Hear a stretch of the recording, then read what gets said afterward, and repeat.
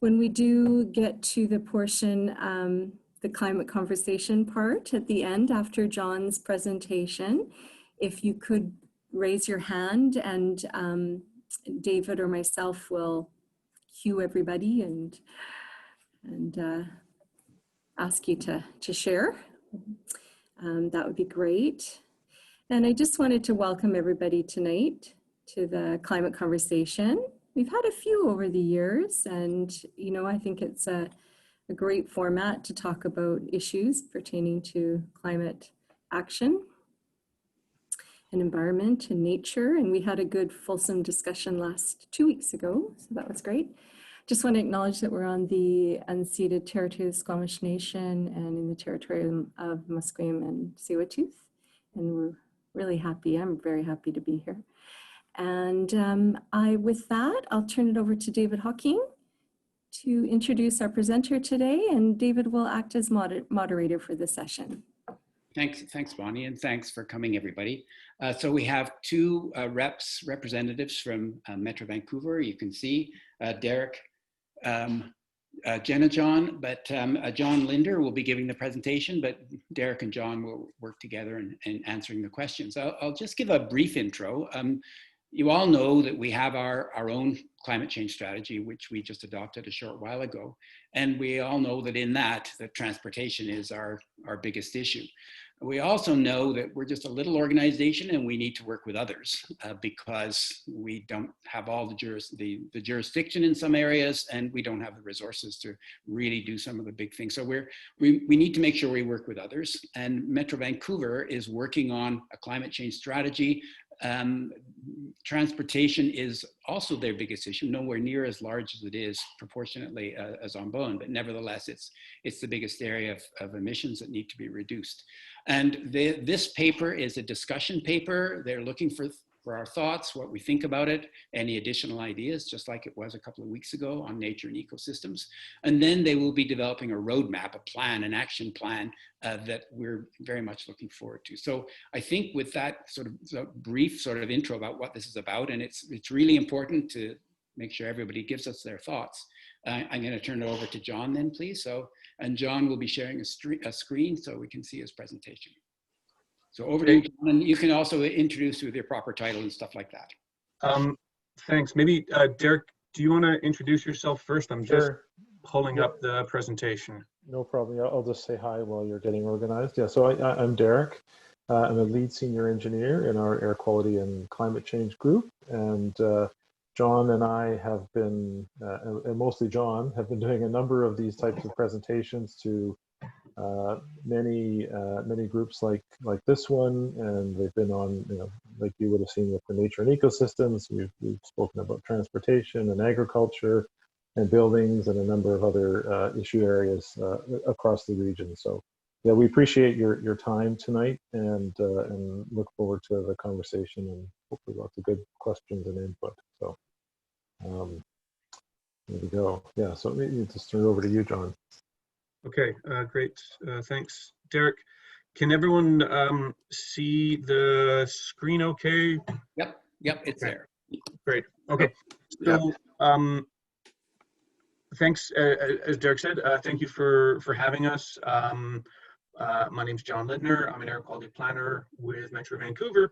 And today we want to talk about transportation. We want to talk about the air quality issues associated with it, but primarily around the climate change issues.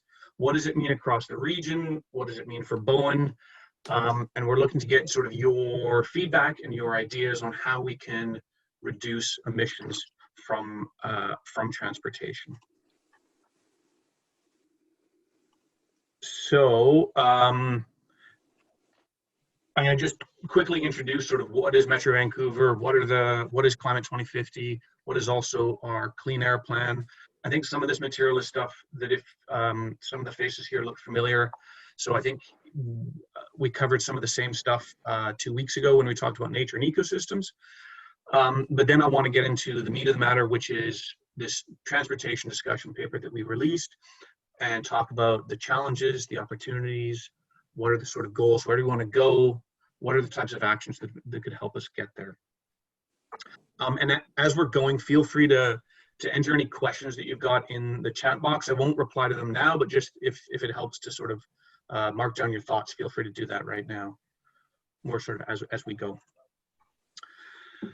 So just as a reminder, mainly for those who weren't at the presentation 2 weeks ago, Metro Vancouver, it's a federation of 21 municipalities, 1 electoral area, and 1 Treaty First Nation. The region has about 2.5 million residents. Metro's main roles are around providing core regional services. Now, I know that some of these don't relate quite as much to Bowen, say the drinking water and the wastewater treatment. Bowen does those more on its own. But then Metro also has a role around, planning for the future and planning and acting as like a regional forum for these 21 municipalities and electoral area in the Treaty First Nation. So to that end, in 2018, the Board of Metro Vancouver had adopted what we're calling this Climate 2050. It's a strategic framework, and it's the first component of a 30-year strategy. And the idea is that this will help guide climate action across the organization as well as across the region. It builds on work that's already underway within the region, and then it's also considering near and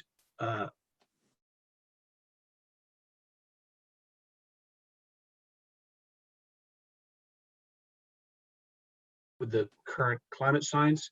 The board actually adopted even more stringent targets in 2019. So now, as shown on the screen, the vision of Climate 2050 is for the whole region to become carbon neutral by 2050, which is obviously a really tall order. There's lots of challenges with it, but it's the direction that we want to go. We want to make progress in that direction, and to help us make sure we're making progress, the board also set an interim target that the regional greenhouse gas emissions need to be reduced by 45% by 2030. So basically cutting our regional carbon emissions in half in 10 years. So that's part of what we're wanting to talk to you about today. So supporting Climate 2050, Metro Vancouver is also developing what we're calling the Clean Air Plan. So Metro Vancouver is a unique regional district in that we have delegated authority over managing what are legally termed as air contaminants. So this is authority that the province gave to Metro Vancouver back in the, I think, 60s or 70s. And it applies to both air contaminants that can impact air quality, so impact public health, as well as greenhouse gases. So through that authority, we've already developed a number of management plans, and going all the way back to the first one that we did back in 1994, there was always a dual emphasis on both air quality issues and climate change issues. Obviously, climate change has become more and more important with each iteration of this management plan, and then we're now onto the fourth one, which is the Clean Air Plan. And it's very much, the Clean Air Plan is sort of our near-term action plan. So Climate 2050 is looking out 30 years. The Clean Air Plan is what are we going to do in the next 10 years? It's very specific around the type of near-term actions that we want to do, both to meet this 2030 greenhouse target in terms of basically cutting them in half, as well as what are the things that we need to do to make sure that we're protecting air quality to the degree we can. Obviously, we're dealing with wildfire smoke right now that's coming up from Washington State, and that's very challenging to protect against.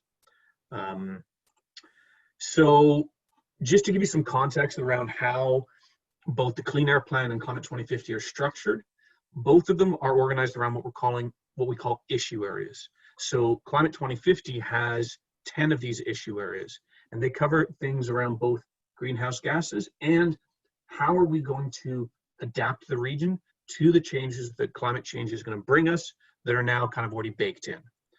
Each of these issue areas is going to get turned into a roadmap, which David had mentioned before, and that's going to provide the path. That's going to identify the actions that are going to happen over the next 10, 20, 30 years to reduce those emissions and to adapt that issue area to a changing climate. So as shown in blue at the bottom, 6 of these Climate 2050 issue areas overlap with the issue areas under the Clean Air Plan. And these 6 broadly focus on the main sources of emissions, which is why they're the focus of the Clean Air Plan.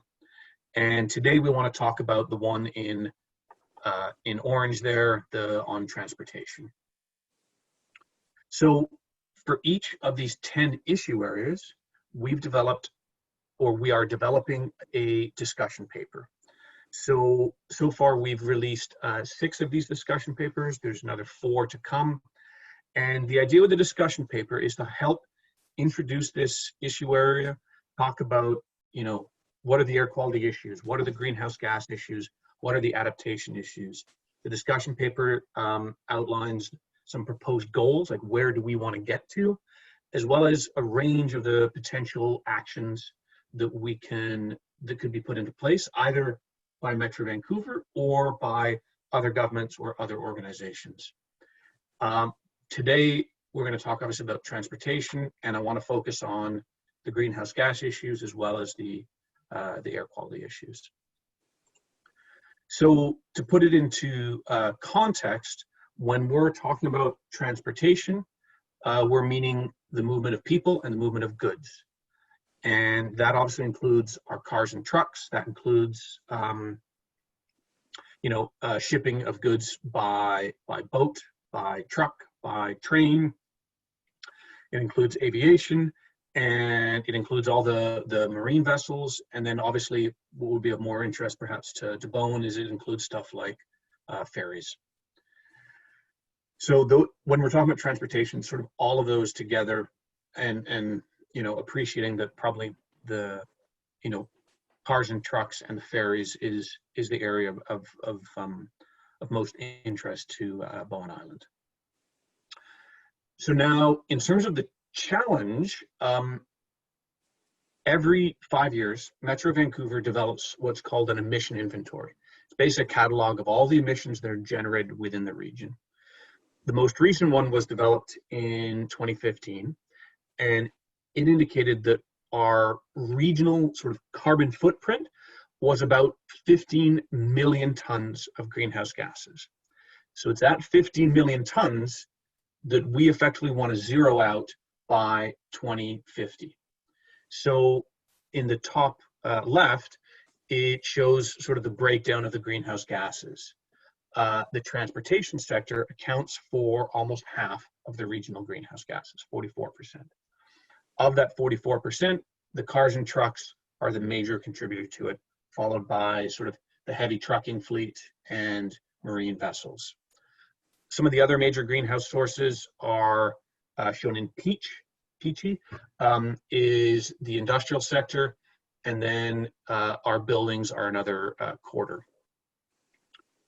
So that's on the greenhouse gas side. The picture becomes even stronger in terms of targeting transportation when we start to talk about the air quality impacts. So 2 of the air contaminants that have the most impact on public health are diesel particulate matter and nitrogen oxides. And again, transportation is a major source of those. Marine vessels, heavy trucks, rail locomotives, they're all big sources of these, of this diesel particulate matter and the nitrogen oxides. So I just want to sort of frame out, that's sort of the challenge in terms of what are the sources, but we think there's a lot of opportunities. Electric vehicles are becoming more available. We're seeing them more and more on the road, and they are generally replacing older, more polluting vehicles. Transit services are getting expanded.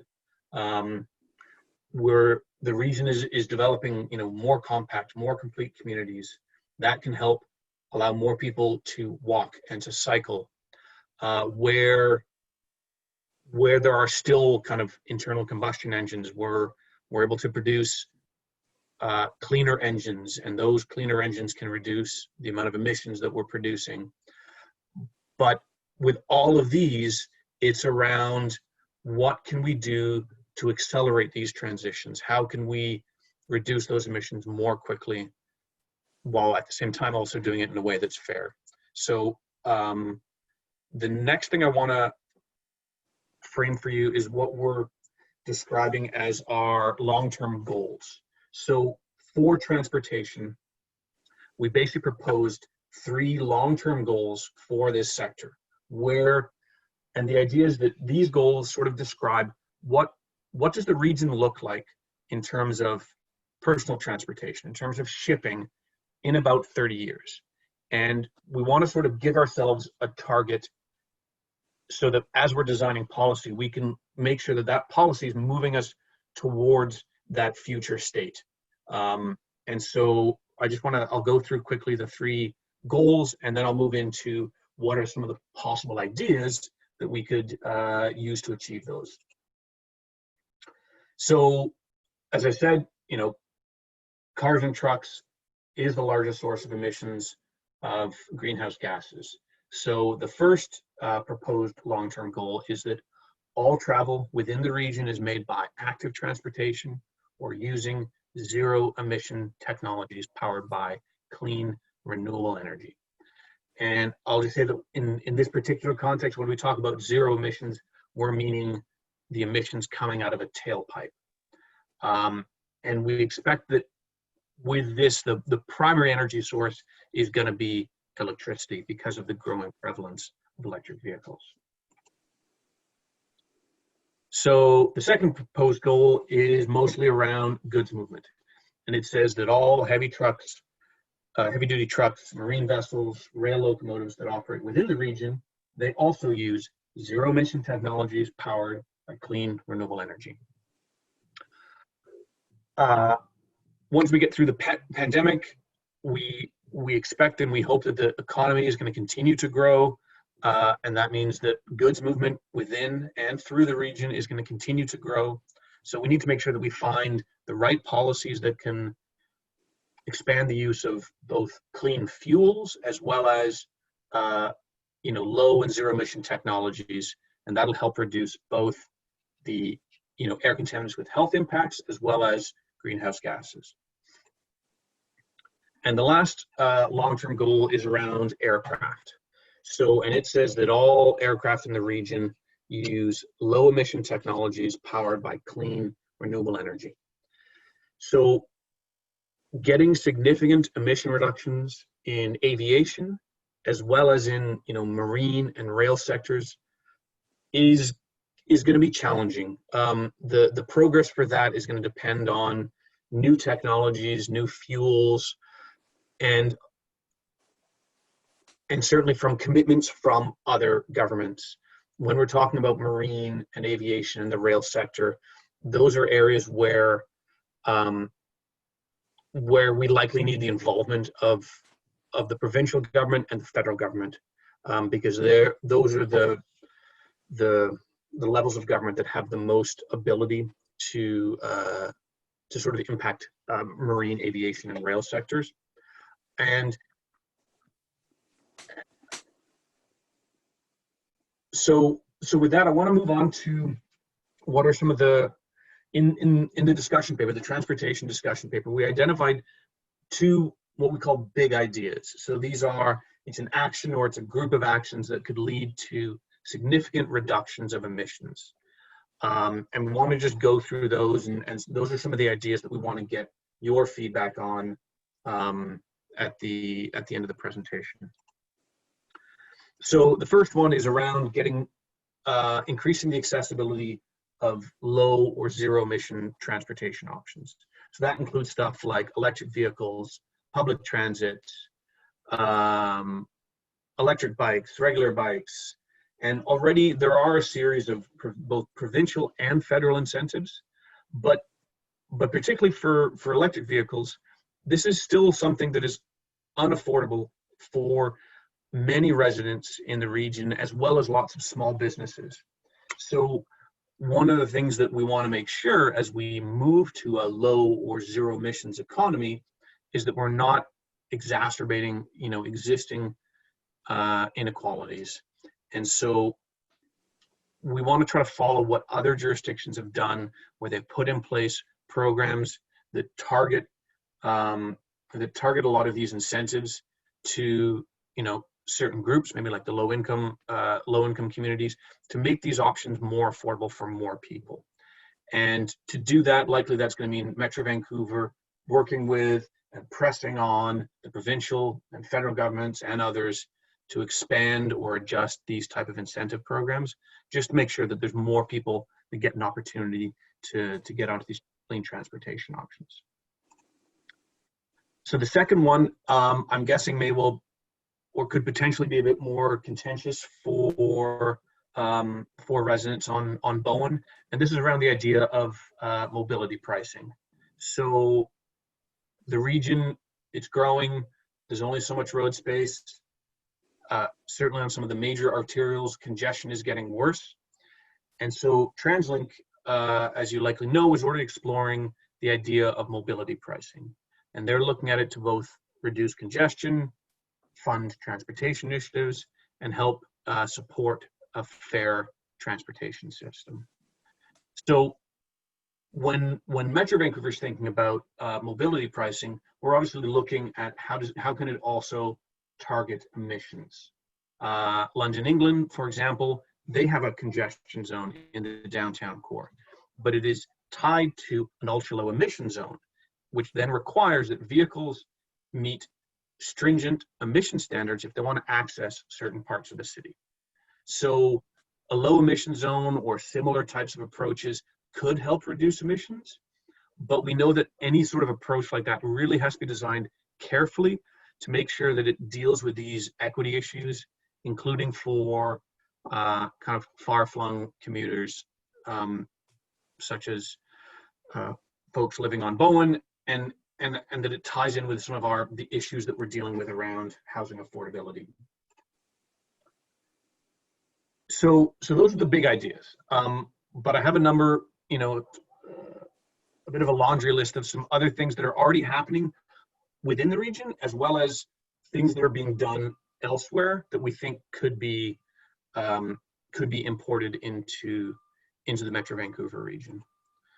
So first of all, around moving people around, the provincial government already established something called the Zero Emission Vehicle Act, and that effectively sets sales targets by year for the sale of electric vehicles, and that's a big one. That's, our modeling has suggested that's going to have a significant impact on emissions within the region by getting more and more people into electric vehicles.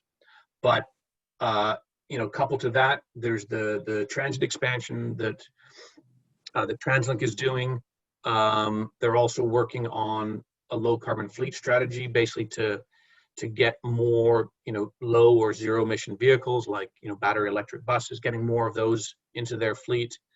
On the EV charging side, as more EVs get on the road, there needs to be the appropriate charging infrastructure for them. So local municipalities, I think Bowen may well have done this, and I'll leave Bonnie and Dave Marine to correct me, but a lot of municipalities are putting in place requirements that new developments include EV charging infrastructure to make sure that we have that charging infrastructure across the region.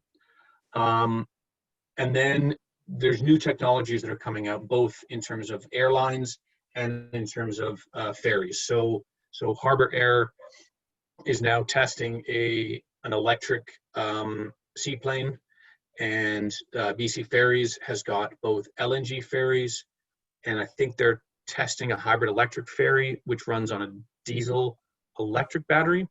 And then I think the idea is that in the future that could then transition to fully electric once they have the power infrastructure in place at the docks.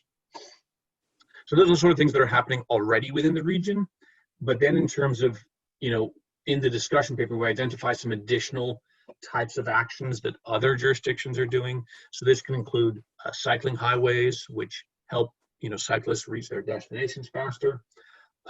Regional parking strategies are being done in lots of different places to help make sure that we have the right amount of parking, and that you're encouraging modes other than single occupancy driving. Some jurisdictions in Europe, Madrid, Rome, Paris, are exploring the idea of actually straight up banning internal combustion engines. I don't think any of them have adopted policies, but it's one that we think it's very aggressive. So it's one where we want to understand what people's kind of level of support is for that. On the goods movement side, I'll cut through these ones a bit more quickly, but so there's stuff happening already around what's called an emission control area, which is requiring lower sulfur fuel. That's had significant impacts on air quality. The port has a number of programs to reduce transportation emissions. They have shore power, which allows these marine vessels to plug in to electricity when they're at dock. Excuse me. They also have a truck licensing system. But in other jurisdictions, you know, there's additional ideas that people are looking at for heavy trucks across California and across sort of a lot of the United States. They have inspection programs to make sure that the heavy trucks are operating as cleanly as possible. There's this idea of what are called delivery micro hubs, where you can bundle goods in a central location, like freight goods in a central location, and it more easily allows final delivery by, you know, cargo bikes or electric delivery vans. Across Europe and in Japan, there's a lot more electrified rail. That certainly would be challenging here, but it's one where, again, we want to see sort of what the level of interest is for options like that. Very briefly, before I take questions, I want to just give you kind of a high-level sense as to where we're at in the development process. So, as I said, we've got these series of discussion papers. Today's discussion is partly around making sure that we gather from you the ideas and the types of actions that we should be pursuing. We're in the process of, or we will be in the process of turning that into a proposed list of actions, which will evaluate against some evaluation criteria. From there, that proposed list then goes into the Climate 2050 roadmap for transportation. It'll also go into the Clean Air Plan. Those then go to the Metro Vancouver board. And from there, we would have a second round of engagement, because then we'll have very specific list of actions and exactly what we think the region as a whole should be pursuing for actions. So there'll be a second round of engagement. And then sometime around the middle of next year, we want to start adopting these Climate 2050 roadmaps and the Clean Air Plan, so that we can turn around and start putting these actions into place as quickly as possible.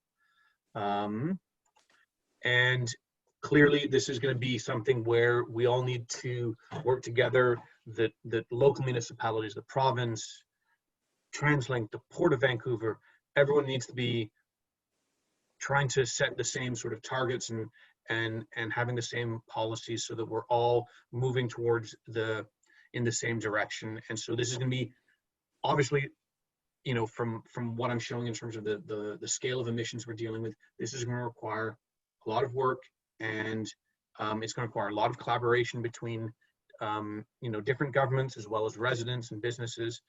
And but we think that, you know, we can move in that direction, and we can improve air quality, we can reduce greenhouse gas emissions. So in terms of the feedback that we're taking, we're happy to take feedback by phone, by email. All the feedback that you provide today will be useful for us as we're developing this proposed list. There's also a questionnaire on Metro Vancouver's website. If you go to metrovancouver.org and then search Climate 2050, you'll find the questionnaire for transportation and the other discussion papers we've had out.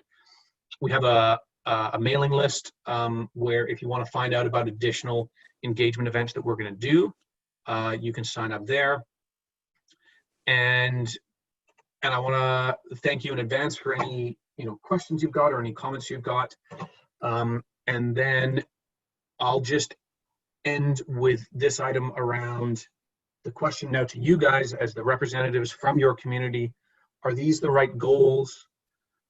What sort of actions should we be implementing in our region? What do you think about those big ideas that I listed earlier? And is there anything else that we're missing? Is there any actions that we need to be exploring that I haven't described here? So with that, thank you very much. And Derek and I would be happy to take any questions. So thanks, John. That's great. And so, folks, please just raise your hand if you have a question or any ideas that follow those questions that John put on his last slide. So just pop your hand up, and we'll get your question out there. I'm not seeing any just yet, so I'm going to ask the first one. So clearly, to get to zero in transportation, and I don't remember how many million tons that was, but it's an enormous number. And we've got, you can get some major actions and so on. How well will you be able to track the results? So, when the trouble with some of our actions is it's sort of years later you find out whether they're effective or not. But I think that Metro Vancouver is going to try to get some faster. Can you tell us about that a little bit, so we actually know whether we're doing well and what's working, what's not working? Sure. Yeah. No, that's a great question, David. And I'll give a first answer to that, and then Derek can correct what I said wrong. So in short, I think the plan right now is that we're looking to basically track the greenhouse gas emissions within the region. Rather than doing that every 5 years, doing that every 2 years, and then that way we can have that better sense as to what is the impact that we're getting from these actions, and additionally to, as we're developing more detailed, we're putting into place each of the different types of actions that we'll identify in the roadmaps or in the clean air plan.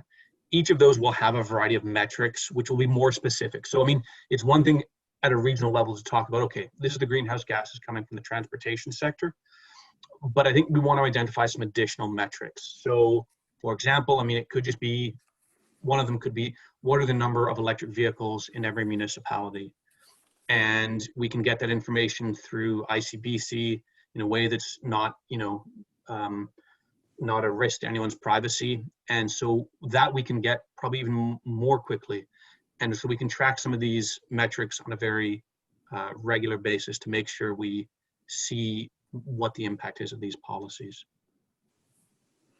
So I'll just, sorry, Bonnie, just to add, I mean, on the emissions front, we plan to put together our inventory on an annual basis, actually. So yeah, we're looking, that was direction from our board to put that together both for the region and at the municipal level. So that's something that would include Bowen Island. And I think it's partly in recognition that some municipalities, Vancouver, for example, are able or have the resources to track emissions at a municipal level, but not all of the other municipalities within Metro Vancouver can do that. So it would be a bit of, I mean, we're coming from a 5-year frequency now, so getting down to 1 year, there'll be some time trying to figure that out. But once we get it going, it'll be on an annual basis and hopefully fairly timely too. Great. David, I just wanted to say that earlier I did see that Dennis had his hand up, and also I think Will had his hand up as well. Oh, can't hear you, David. Oh. David, you're on mute. Sorry, sometimes I can see I don't know, it's weird. I see Will's hand up and Maureen's, but I didn't see Dennis. Yeah. Dennis first. Oh, I'm not aware of the programs that there might be for regular electric vehicles. Is there a good program for encouraging people to trade in their fossil powered cars for electric vehicles? Because it seems like there's going to be a large part of the population that just needs the flexibility to go places that transit doesn't go, and a lot of people in Bowen sort of need a car for one reason or another, and I wonder if there's some really significant worthwhile programs to help people change out. Yeah, no, thanks, Dennis. That's a really good question. So my memory is that there are effectively 3 programs that provide, okay, there's, I think, more than 3. So I think, okay, the 3 I'll mention first. I think there are 3 programs that provide incentives for the actual purchase of a vehicle. So the first is something called the BC Scrap It program, and they get funding, I think, through the low carbon fuel standard, which I can describe if anyone wants. And so basically, if you retire a gas vehicle or a diesel powered vehicle and it gets basically scrapped, it gets destroyed, you get an incentive. I think it's between $3,000 and $6,000 for either a used or new EV. And then Right. on top of that, the provincial government has an incentive for the purchase of electric vehicles. That used to be higher, but as there's been more EVs on the road, that's dropped a bit. So I think that's now, Derek, correct me if I'm wrong, 2,000? I think it's at 3 actually, but 3,000, okay. it was 5, and I think it's come down to 3. And I think that's called the CEV for BC program. Yeah. And then earlier this year, I think the federal government released a program, again, an incentive program just for the purchase of an electric vehicle. I don't know what that one's called. I think it's IEV. I can't remember, but so all of those incentives can effectively be bundled together when you purchase a vehicle. And I think it can knock maybe 10,000 off the purchase price. Yeah, or and more.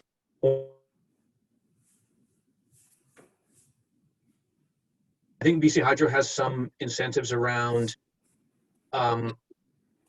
electric charging stations. Like if you're going to be charging it at home, you'll need to have some sort of EV charger. And I think Hydro provides, I don't know exactly the type of incentive they provide off the top of my head, but there's definitely something. It may well just be reduced cost for the connection. But yeah, Hydro has programs as well. Great, thanks. Great, thanks. Let's go over to Will then, please. I think your hand is next. Yep, thanks. One of the things from a Bowen Island point of view is a whole bunch of us are trying to get around Metro Vancouver without a vehicle. And so the idea of developing the ferry terminals as transportation hubs is something that would be really useful to a lot of us, and including the people that come to visit Bowen. So the idea that making it so that, it started, the bus is coming, but wouldn't it be great if there was a subway, a light transit train connection, or there's all the different options that are out there. And how about a bicycle highway terminus at Horseshoe Bay and at Tawasin, that kind of thing, so that people could have even more options for easily getting around without a vehicle. Yeah, I mean, Will, I think those are great ideas, and those are one of the things that we're trying to make sure that we do as we're developing this plan is work in concert with TransLink. So TransLink's developing what they're calling Transport 2050, which is their long-range transportation plan for their responsibility within the region. And so one of the things we've been doing is making sure that when we hear feedback like that we'll make sure to pass that along to TransLink, and I guess probably also to BC Ferries, because I think that's a good one. I think there's been lots of challenges that TransLink has had in terms of getting more rapid transit sort of effectively on the North Shore, which would then be the mechanism to connect that to the rest of the region. But I think they need to keep hearing that that's going to be something that would help kind of Bowen Island residents choose those lower emission options. So thank you. So I'll stop now. David, so Maureen and then Michael would like to say something after Maureen as well. Great, thanks, Bonnie. I said the same thing, but I had my mic muted. Hi there. I have 2 questions. And the first one comes out of a suggestion that I just sent to Bonnie as well. Does Metro Vancouver have a summary of all of the incentive programs that you just mentioned in response to Dennis's question? Mhm. So off the top of my head, I'm not sure. I know we have a there's an outreach and sort of educational program that Metro Vancouver runs with a number of other municipalities called Emotive, and that's specifically around trying to encouraging more people to get into electric vehicles. That would be the place I would think to check, and if it's not there, I can take that away as a suggestion to the folks running that might be a good place to sort of list those incentives. Yeah, Because I that would be think it would be information people super would need. helpful and really quite inspiring if you were able to see all of those collected together. Mhm.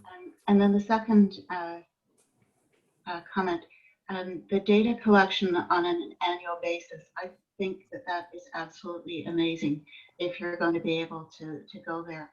I know that locally what we have looked to is the community energy and emissions inventory out of the province, and that data is so outdated that it's very hard to get any sense of how you're doing. So my question for you is, are you able to describe how you're going to go about the data collection on that time frame? What sources will you be using? So I can take that one, John. That's something that I mean, the part of the genesis of it was a sort of recognition that the community energy and emissions inventory was not sufficient, and the province recognizes that as well, fortunately, and so that's an area where we've been at the staff level anyway. We've had a number of meetings with them just to talk about this process, because they are trying to reinvigorate that, and they've been doing a lot of work behind the scenes to try and start bringing that back and delivering it for municipalities. But we want to be able to focus on the Metro Vancouver region. So between the two of us, between Metro Vancouver and the province, there's been a lot of different options that are being explored. I think we're focusing initially on the big sectors, so transportation and buildings. And then within Metro Vancouver, we want to have some discussions with our municipalities to see what other sectors are going to be of interest, at least initially. So we can add industry to that. That's something where we have a good amount of data to begin with already. Waste management is also another area where Metro Vancouver has some good local information. There are some, back on transportation, for example, there are some significant gaps that we're still trying to figure out, and the key one of them is how much people are driving. So we have estimates of vehicle, the VKT it's called, the vehicle kilometers traveled within the region, but they're just estimates. There's no actual data that is collected, and so that's a big gap that governments have been trying to address for quite a while, actually. And so something like having ICBC collect that data would be fantastic, but it's not happening yet. But so in the absence of that, we collect what we can, and then we estimate what's missing, and hopefully we can move towards a system where we have actual, a lot of actual data rather than just estimates. So I mean, that's kind of a long way of saying we're trying to figure it out, and it's like I said earlier in the conversation. A 5-year inventory was a big piece of work as it is, and so moving it to an annual basis will be another challenge. But that's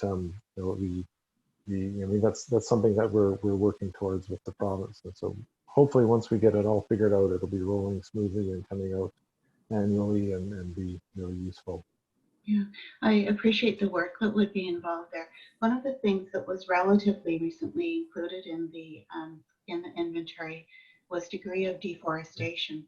Is that something you would be looking at as well in the data set you hope to create? Possibly. I mean, initially we're going to be looking at direct sources of emissions, and again, that's an area where we want to have further conversations with the municipalities to find out what each of the municipalities will need. And so previously we've only done estimates of direct emissions, so essentially from combustion of fossil fuels, and so we haven't factored in things like deforestation. But we are trying to broaden our scope a little bit as well. So in addition to our annual greenhouse gas emission inventory, I mean, this may not extend to deforestation, but we're looking at developing what's called a consumption-based emissions inventory. So trying to figure out emissions from activities that Metro Vancouver residents are taking, but where the emissions are occurring somewhere else, so that the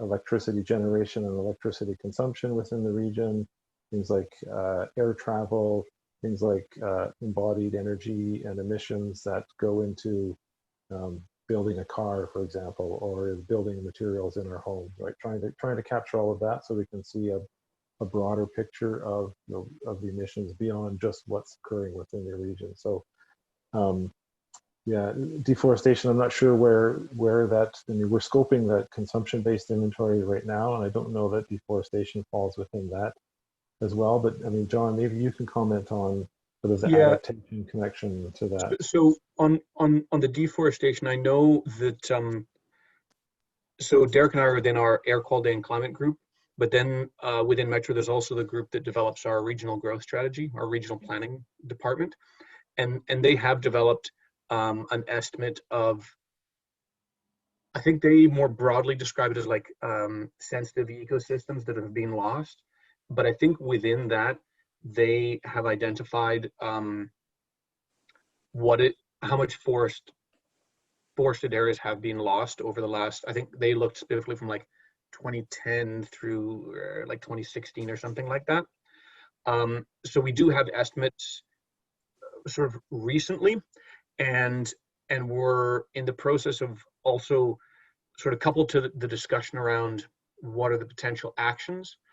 We're trying to model those out for the next 30 years so that we can understand like what are the exact pathways that will get us to carbon neutral. And we know right now that about from some of that work, about 1 million tons worth of carbon dioxide get absorbed by the forested areas, by the various ecosystems within the region on an annual basis. And so they have this modeling work to understand that pathway is going to account for how much those ecosystems are absorbing carbon. And so with that, we're trying to get a sense as to what level of deforestation there is, how much more are we expecting. So yeah, I mean, I can try to pull up the information on this regional planning study that looked at, kind of forest cover and how much has been lost lately, because I think that would probably most directly answer your last question. Okay, thank you very much. Thanks. I have Michael next, and then Allison, and I see there Dennis put his hand up as well. So Michael, then Allison, then Dennis, please. Okay, I should warn you, I've been making notes and I have 6 things, but some of them are quick. Firstly, Dennis, on the electric vehicles, we just went through that. And John did summarize the incentives that are available. The difficulty is that they are all for purchase of new vehicles. And what you will find when you go visiting the dealers and test driving is that the entry fee is around $50,000 to $55,000. They're not cheap.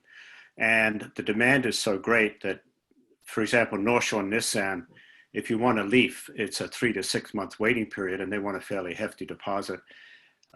Because of the demand, the dealers are not taking trade-ins on them. They're not offering their preferential financing, et cetera, et cetera.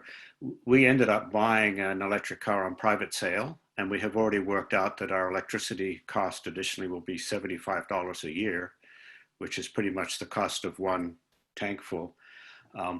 The people who do know about all these incentives are the dealerships. So if you drop by one of them, they'll tell you all about it. The other hint I have, and Virginia can get you the name of it, but there's an outfit in Port Moody that is importing electric cars that come off lease in California and Oregon, which are leaders in electric vehicles. And so that makes it, you don't get any of the incentives, but they're quite a bit cheaper. And one of the ideas that comes from that, I wonder if these vehicles are tariffed in any way when they come in. And it would be great if the federal government were to say, any electric vehicle coming into the country does not have to pay a tariff. So that's an interesting point, Michael. I'm going to mark that one down. Okay. My next thing is there's a thing called the Bowen Transportation Society, which is more or less a private public bus.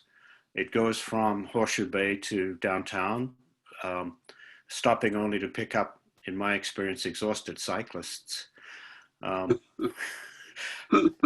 Trying to make it up Taylor Way. It would be nice if that, and I suspect there are other communities that might develop these kind of private public enterprises, not for profit. And it would be nice if it could all be really well integrated with TransLink. Yeah. And I understand. So that's number 2. Number 3, pandemic. With the pandemic, we're all consolidating our trips. If you visit the hardware store and the grocery store and the liquor store all in one trip, or you decide, do I really need to make this trip? And I'm wondering if there's a way we can enforce those habits after the pandemic. And then my 3 questions. What is mobility pricing? So mobility pricing is, it's a way of not saying tolls. I mean, it's not, mobility pricing isn't only tolls, but it is the idea of paying for the use of the road network that you use. Okay. So, I mean, tolls is one example. It could be just a straight up distance-based system where, someone checks your odometer at the beginning and end of the year, you pay based on that. I mean, I think in the one in London is more like when you enter a zone, you just pay whatever, £2. Yeah, I know the one in London because I accidentally did it with a rental car. It's £8, which is £8. Okay. £8, and really what it's done is just increase the quality of the motor vehicles in central London. They're all Rolls Royces and Mercedes now because no one else can afford it. Yeah, and I think, okay. And so, like, if I may say, I think that's one of the challenges with the mobility pricing is around making sure you design it properly. I mean, you want to encourage people to live close to where they work. But on the flip side, I mean, people live where they live now, and we can't just penalize people based on where they live. So I think mobility pricing has a lot of opportunities, but it has to be really designed properly, and it should. Anyways, this is something that TransLink is very much looking at. Okay, that's interesting. Yeah, I think in other countries, people are way more used to paying for the use of their roads than we are. And then right at the beginning, you talked about air quality and greenhouse gas management. So is greenhouse gas management a subset of air quality, and what is additional for air quality? I wouldn't say it's a subset. I mean, so the greenhouse gases are your carbon dioxide, your methane, things like that. And in a lot of cases, when you're burning a fuel, you're both producing greenhouse gases and what Metro Vancouver sort of legally terms air contaminants. So that would be stuff like particulate matter or nitrogen oxides. And their impact is less on the climate than directly on people's health when they're inhaled. So what we're trying to do with a lot of this work is trying to merge those together because it's a lot of the same sources. It's not always, but like when you're talking about, a 1992 Corolla, it produces a lot of CO2, a lot of nitrogen oxides, a lot of particulate matter. And so we can kind of get double benefits if we get more people into active transportation or electric vehicles or public transit. We get both a climate benefit and an air quality benefit. So that's why we're sort of trying to join them together. Okay, thank you. And sorry for taking so much time, but as you can tell, I got real interested in a few things. Thanks, folks. It's Allison's turn next, and then Dennis. I saw. Yeah. Can I just ask those of you who have your hands raised that no longer want to speak, if you could maybe put them down as well? That'd be great. Thank you. I just wanted to mention that if you CB website, which is managed by the new auto dealers, has some pretty good information and pictures and mileage ranges and rebates available. So just Google CEV. And the other is ICBC is now starting to ask people for their mileage because they've got the low mileage discount that you can get on your, or low kilometers discount you can get on your insurance. So there might be, after, you know, this last year was the first year, at least some data on people who are driving, you know, less than, I think it was 5,000 K a year or something. So that there's, but it should be really easy for them to just record that for everybody. Yeah. Pass that over. Yeah. Thanks, Allison. That is a good point. Yeah, I think that's one, you know, it only captures, it does give you a sense as to, I mean, how many of those vehicles are only being used for 5,000 kilometers a year. Sorry, if I can just, I realized there was one comment that Michael had made that I didn't really respond to. You were mentioning about the public-private buses and integrating that. I think this is something that TransLink's looking into because, you know, public-private buses, ride share, car share, bike share, public transit, a lot of these systems all kind of operate as silos, and I think they're terming it like their new mobility approach. They're trying to look to see if there's a way to kind of put that all together so that, you know, you can just pull out your phone and go, okay, I want to get from here to here.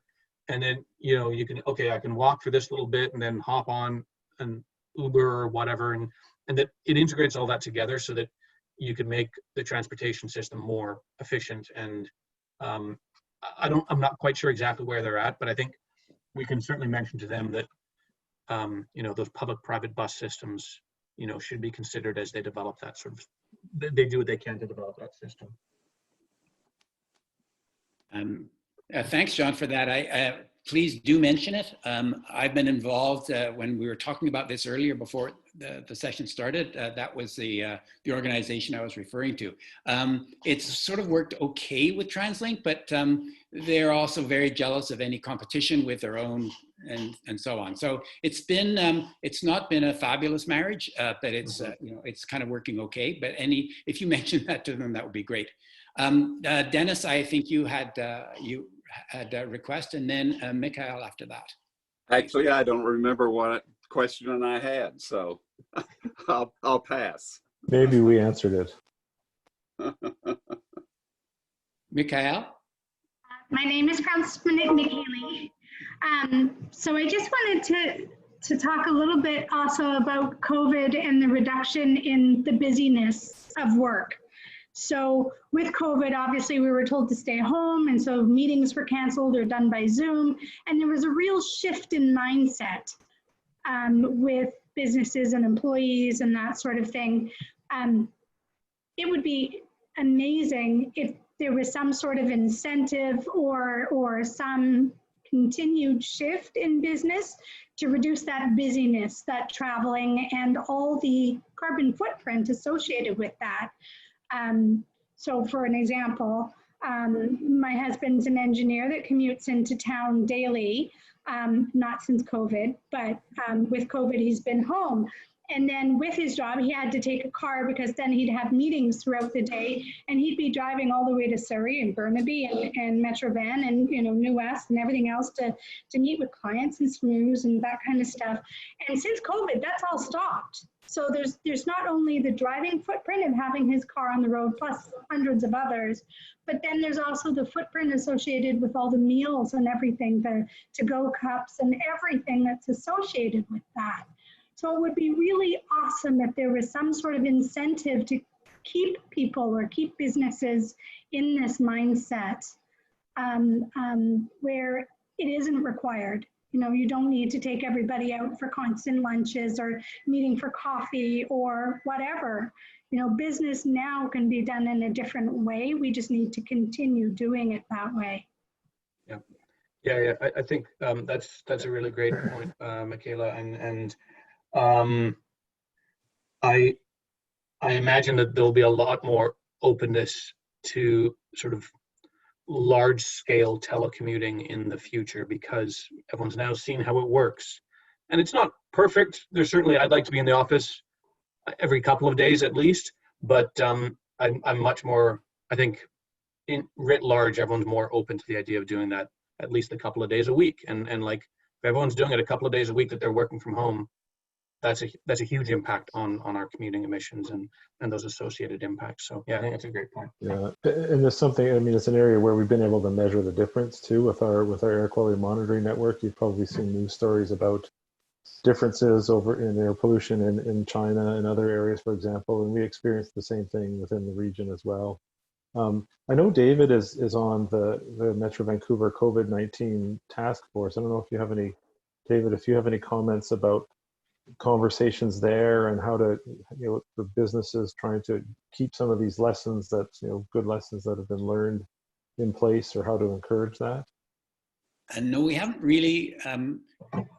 People have basically been reporting on how well it's going, but we haven't met for a couple of months. So it's actually, we meet again next week. So,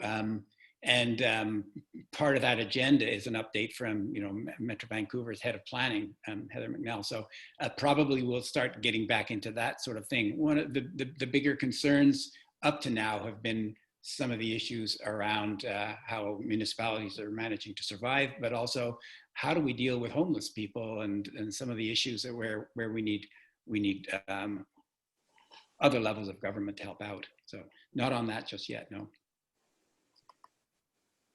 I think I saw Will put his hand up again, and Pam. Will, is that your old hand or is that a new hand? It's a new hand. Yeah. And David, I also see Maureen. Maureen has her hand up. My question too, is, oh, am I jumping in? Yeah, go ahead, William. Okay. Question is about hydrogen vehicles. I belong to the Moto Co-op, and I see that they have a few. And I'm just wondering, are you, and I guess, with the Ballard company based in BC for the fuel cell, that there's a potential for hydrogen vehicles being at least an important component to future transportation. I'm just wondering, do you have any comments on that? Yeah. So I was unaware that Moto had hydrogen vehicles. That's very fascinating. So I think the challenge with hydrogen in some ways is the same challenge that we started experiencing with electric vehicles 10 years ago. There's both the engine technology, but then the energy infrastructure. And I think with hydrogen, that's a long way away to make that quite as practical. So what I have been hearing is that you're less likely to see hydrogen vehicles for cars and trucks for like passenger transportation, but there's certainly a very significant potential for those sort of hydrogen fuel cell type of vehicles in long range trucking, in rail, in I think I've even heard that people are starting to try to develop it for aircraft. I don't know about marine. I would guess that someone's looking at it for marine as well. And in that case, then the sort of energy infrastructure is less of an issue because there's less refueling points needed. So I think hydrogen, is a big part of the solution, kind of on the goods movement side. I think with that, it'll be important that when they're generating the hydrogen, we're doing it in the cleanest possible way. I mean, I think you can generate hydrogen by, like breaking apart methane, and that produces lots of CO2. So that's not a great way. It's very expensive to do it through electrolysis, but I think if we have a hydrogen system, I think it needs to be really, coming from renewable sources. I think there's a company looking right now into trying to have a demonstration hydrogen train project that runs from Lonsdale up to Whistler. And it would be like a passenger train that does that route. So I think there's a lot of opportunity there. I think there's been a lot of technology needed, and probably in the next 5 to 10 years, we'll start seeing demonstration models coming out. And then 10 to 15 years from now, we'll start to see, you know, large fleets sort of transitioning. But it's the challenge with all of those is the time that it takes to retire those type of vehicles. I mean, trains and boats and stuff, they can last 40, 50 years. And so it's gonna take time to turn that over, but I expect that we'll start to see that technology becoming cost effective, I don't know, in the 10 to 20 year range, which is better than nothing, right? Yeah. Thank you. Thanks, John. I guess with Pam was next and then Maureen. And I just want to say, Bonnie, my internet keeps getting unstable. So if I suddenly freeze and disappear, just keep going for me, please. So Okay. Pam and then Maureen. Yeah. It's Mr. Pam, as you can probably guess. Okay. So it's Roger sitting in here. First of all, I want to thank the presenters and for the organizers of this meeting. It's been really educational and gives us cause for optimism. I think that so much work is going on to address some really important things.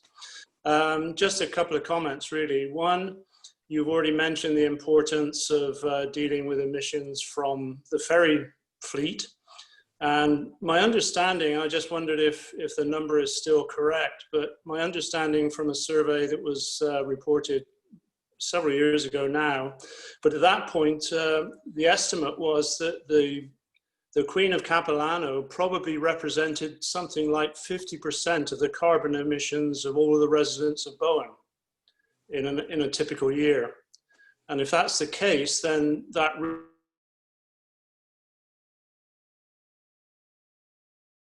accurate, and if indeed, you know, pressure can be mounted to address that sooner than later.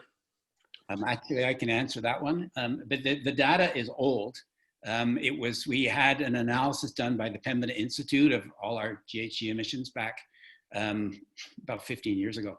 And I'm struggling to remember the exact, it's less than 50%. Our number one for our emissions was people driving from Horseshoe Bay to wherever they were going. Number two was the ferry itself, and it was around 25, 30%, I think. Yeah. Maybe 40, maybe as much as 40. And then number three was people driving on the island. So driving is our, moving around is our, our biggest source of emissions, and the ferry is a huge one. So that's why, yes, whenever we talk to BC Ferries, we keep nudging them about electric ferries. And we're going to be talking to the minister in the UBCM tomorrow, I think it is, and we'll mention the same thing. Okay, so nevertheless, it is still a pretty big chunk of our may not be 50%, but it's still a significant chunk. On the driving on Bowen, we gave up on our car probably 10 or 12 years ago. So like other people who've spoken today, we do our best to manage on transit and so forth. And we are a member of the car co-op. If there were a Modo or similar vehicle on Bowen, I think that could fill a pretty important little niche for just casual movement around the island. There are 2 vehicles in Horseshoe Bay currently, and since the pandemic, the only times I've been into town, I've used that vehicle on both occasions. It's not extensively booked, so your chances of getting a booking are pretty reasonable. And I think on Bowen, it's something, if we could, I don't know how we would exert pressure on the car co-op or potentially other organizations to see if something might be manageable here as well. Yeah, so that's a good question, Roger. I have a feeling Metro Vancouver's influence over Modo will be limited, but we've certainly, I think Modo's participated in some of our engagement events, and we can try to see if we have a discussion with them again, we can mention that. My guess would be that something like something like Modo would be the best opportunity, like versus some of the other car share programs. I don't think they would be quite as open to trying to bring vehicles over to Bowen, because quite often they'd end up leaving Bowen, and so their utility would be less, like a Evo or a car to go and it was still operating. But yeah, I think that's a really good idea. And I mean, you know, Moto wouldn't need to put more than a couple of those in place to at least provide some opportunity sort of for people to reduce their vehicle ownership. So that's a great idea. I'm gonna have to think about how we can maybe get that to Moto and what sort of impact we would have. Okay, thanks very much. I think we were back to Maureen now. Is that correct? Or Maureen and then and Will? Just two comments. And one is picking up on Michaela's point about COVID.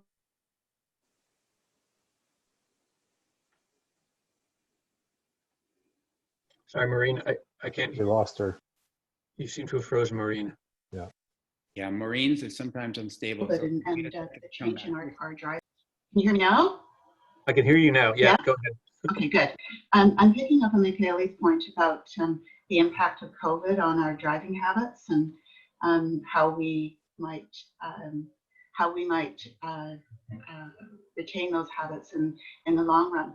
And I think one of the most important aspects of that is just how much less expensive it has been for us over the past 6 months or so. I spend a lot on ferries and driving and gas and so on. And I think my current estimate is it's around $3,500 in savings over a 6-month period. So that's really significant. And I'm sure that Michaela's family is experiencing some real financial benefits. I didn't read this report with a sense of sort of what are the individual financial benefits that might accrue to using alternative transportation methods. But I wonder if it might be helpful to reinforce that as sort of going forward, that what you're proposing here is actually of significant, some aspects of it are of significant financial benefit to people. And then the second thing is, when I read documents like this, I always look for certain metaphors, whether they're there or whether they're not. And one of the most frequently used terms on Bowen, adjectives that we use on Bowen to talk about transportation, is aspiring to have a seamless transportation network. So seamless is a word that comes up over and over again in all of our strategic planning and all of our discussions. And you can recognize why that word would be important to us, because we end up dealing with a whole bunch of silos and trying to figure out how to make them seamless. The Bowen bus, the ferry, the TransLink on the other side, and so on. So I just wanted to flag that for you. It might be a word that you could find helpful in talking about breaking down silos, because we found it helpful. Yeah, no, I think, Maureen, thank you for that. I think that's a really good point. And I think that comes back to, I think what Michael was suggesting around integrating this public-private bus in, and I think that's one that we can make sure to flag with transit. But I think that'll end up being, trying this idea of having a much more integrated transportation network, I think, is going to be driven more by TransLink. But I think as part of the Climate 2050 roadmap and as part of the Clean Air Plan, we can be pushing TransLink in those documents to be doing that, to make it more seamless. And just, as you say, having that adjective would be helpful. And then as to the other point around that, certain COVID alternatives effectively are saving you money, I think that's also a really good point. I think that's one that I'm thinking through in my head how we can reflect that in these materials that we're producing, sort of that while some of these alternatives are going to cost us money, other ones are going to save us money. And we want to focus on both of those, that some of them do have those great benefits. Just on the financial side. I mean, obviously there's other benefits from biking and all that stuff. Yeah, and one of the hurdles, I mean, TransLink does use the language of an integrated transportation network, but the challenge that we run into are the two silos of, one of the challenges, the two silos of BC Ferries and TransLink, them not talking to each other. Yeah. So it's sort of cross sectors or whatever you call them, and that has to happen. Yeah, I think, yeah, totally agree. I think, Will, did you have, you had a repeat question? No? I'm not seeing any other hands. Michael Penny has got his hand up. Michael, okay. Yeah, just very quickly, as David mentioned, we have a planning commission meeting right after this, and Maureen's comment about silos just made me think, you know, transportation and land use planning are connected in a very real way, but we often don't see the decisions that are made in both areas integrated with each other. So, Yeah, I think that's a really good point, and that's one that in Climate 2050 is trying to reflect that. One of the sort of 10 issue areas under Climate 2050 is specifically around land use, and the idea there is to make sure that those decisions around land use that happen at primarily at the municipal scale, but also at the regional scale, those all get really integrated. And so at Metro Vancouver, sort of, you know, Derek and I and our team are very much trying to make sure that we work with the folks who are developing the new regional growth strategies, so that, again, those ideas are aligned and that, you know, they mutually support each other, because land use is good for many things, not just air quality and climate, but we want to make sure that those get reflected back and forth. Great, thanks, folks. More questions? Dennis. Yes.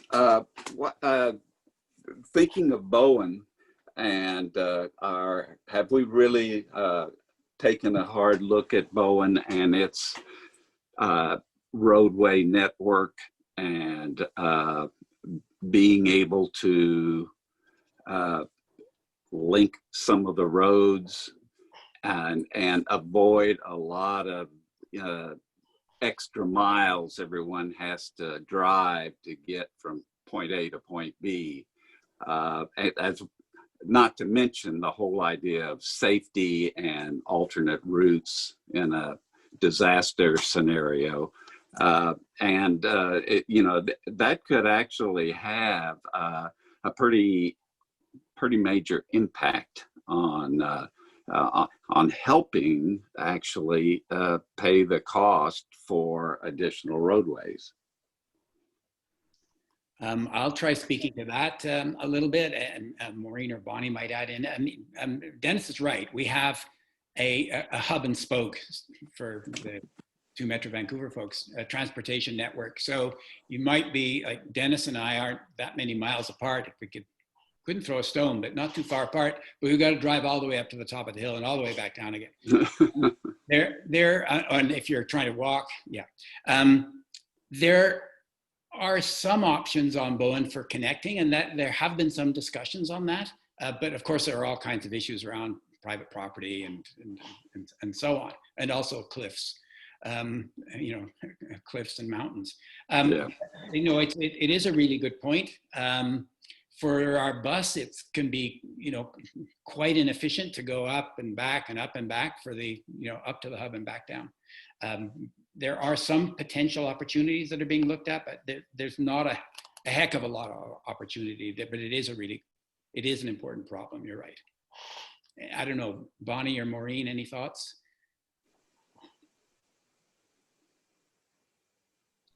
No. Okay, more questions. I had my hand up, David. Okay, go. I've had it up for a while, so now I'm forgetting. I just wanted to say the integration, I mean, I was at a TransLink meeting where we were talking about a lot of this stuff today. And integrating the Metro 2050 with TransLink 2050 and doing the two consultations and making sure that they aren't opposed is certainly something that's on TransLink's radar. And the other is just some of the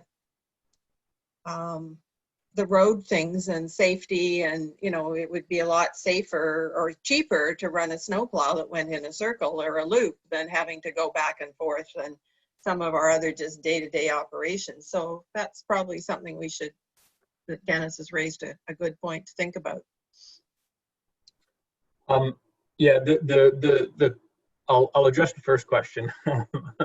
But the or the first comment, it's absolutely right. That coordination and that integration between, you know, the Transport 2050 and Metro 2050, and also with the Climate 2050, is critical. I think there's a colleague of ours in our air quality and climate change group that meets, I think, on a weekly basis with the planning team from TransLink around Transport 2050. So we're working to try to integrate that as much as possible, even to the point of like trying to make sure that our modeling work, like the assumptions we have on how much driving is actually happening, that those are aligned, so that we're really, you know, we're trying to make sure that to the degree possible we can set the same targets, talk about the same actions, put them all together.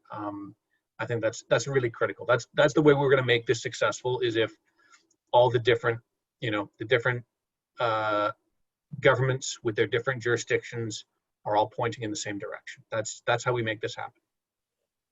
Yeah, thanks. Maureen, your hand went up again, right? Yeah, sorry, this is following up on an earlier point when I was fumbling to unmute. Does your work, I'm spending a lot of time with the Greenways strategy, the Metro Greenways strategy at the moment, and just circulated some information into the community. What's the connection between your work and the Greenways strategy? Is there one at this point? It's the connection's not quite as tight as, say, with something like, you know, Metro 2050 and Transport 2050, but it's certainly a part of it. I mean, you know, that proposed goal that I mentioned earlier about like how all transportation around the region will be zero emission vehicle or active transportation, you know, the greenways are part of that. I mean, I know they're not exclusively designed as being for, you know, active transportation and the cycling network, but there's a lot of good overlap between them. So I think we're envisioning that the greenways are helping to support those active transportation goals and the targets. So I think that's sort of where we're envisioning the overlap being between them. Okay, thank you. Dennis. David, I'm wondering if there's a transportation school in one of the universities that could take on as a project the sort of analysis of the spoke and hub versus the loop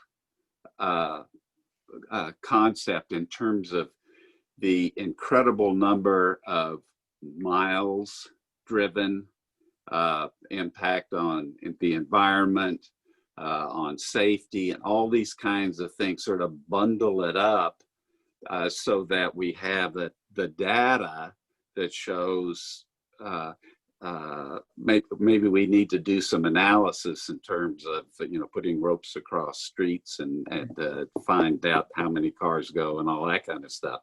But, you know, something like that, I think there's a really good case to be made if you really get the data and then start putting some costs to them, both in economics and in safety. That's interesting. John, or?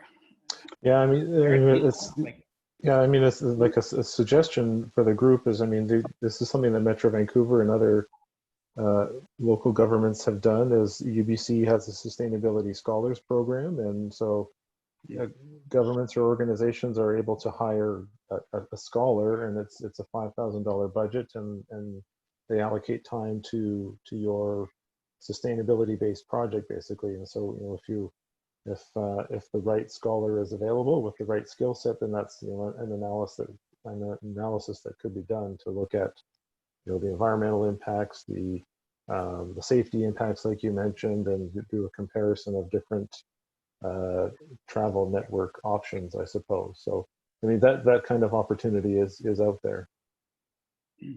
That's interesting. Yeah. And I think too, there's, as Derek was talking, I was trying to see if I could find it in my emails. There's a prof at UBC that does I don't remember what, what department they're in, but they do something similar where they'll develop a bunch of projects, and then those projects get doled out to like a team of, I think it's like 4th-year students, and they seem to have done some pretty interesting work. Derek and I haven't worked with them directly, but I know folks at Metro Vancouver have, and so that would be another alternative. I'll see if I can find that name of the person, and I'll forward that to Bonnie. Great. Other questions? I'm not seeing any. I think it's time to thank everybody. I thank all our participants, but Derek and John, thanks so much. I really enjoy the work of reading these discussion documents, and it's great hearing them presented so we get a better sense of what's in them and what the opportunities are. So thank you very, very much for this. Really appreciate your time. You've given us an important hour and a half of your time, and we really appreciate that. So thanks so much, and thank you, everybody. I think we can declare this meeting over, and several of us have to go to the next meeting. Starts in a couple of minutes. Thanks, everyone. That was great. Thank you very much. Yes, thank you. Good discussion. This was stimulating, yeah. And if anybody needs any links, please contact me, and I'll be happy to distribute anything you might need. And yeah, it's wonderful. Okay. Thanks, everybody. Have a good night. Thanks. Good night. Bye-bye. Bye-bye. Okay. Okay.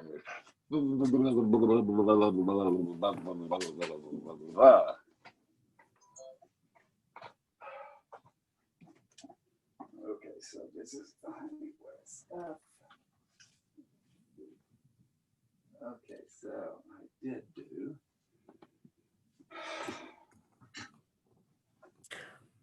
Hi, Dennis, you're still on. Oh, I am? Yeah.